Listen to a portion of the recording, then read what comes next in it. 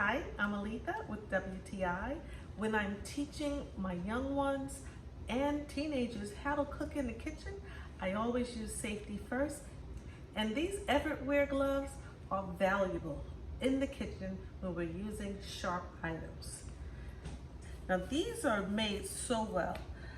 They have this really nice ribbing around the wrist area and they fit nice and snug. So when we're cutting, children are cutting, it's very good to make sure that your hands are safe in that particular way. Even a grater could be dangerous.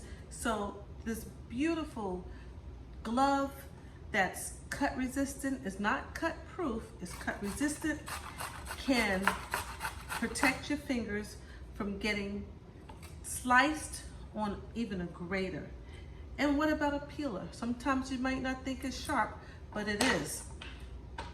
When you go to peel that apple, you can easily slice a finger. Okay, so now what about in the your sewing room?